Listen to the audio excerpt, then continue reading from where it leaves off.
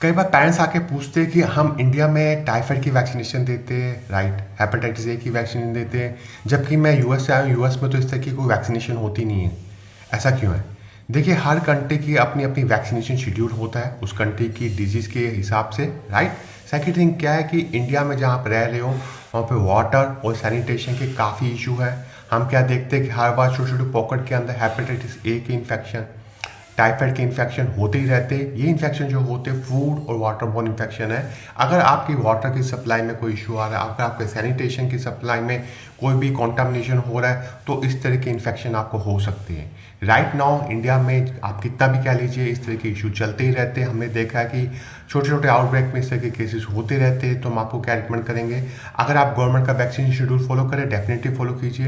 Plus hepatitis A की vaccination, typhoid की vaccination, plus कुछ और वायरल इलनेसेस की वैक्सीनेशन है, वो अपने डॉक्टर से 1 to 1 डिस्कस करके डेफिनेटली लीजिए। आपकी कंट्री का अपना शेड्यूल है, दूसरी कंट्री का दूसरा शेड्यूल है। हो सकता है कि उनकी कंट्री में कुछ और एक्स्ट्रा वैक्सीनेशन होती हो। तो आप अपनी कंट्री, जिस कंट्री में आप रहते हैं, उसके इन्फेक्शन प्रोफाइल को रिस्पेक्ट करते हुए वैक्सीनेशन लीजिए, ना कि इसको दूसरी कंट्री से कंपेयर कीजिए। ओके।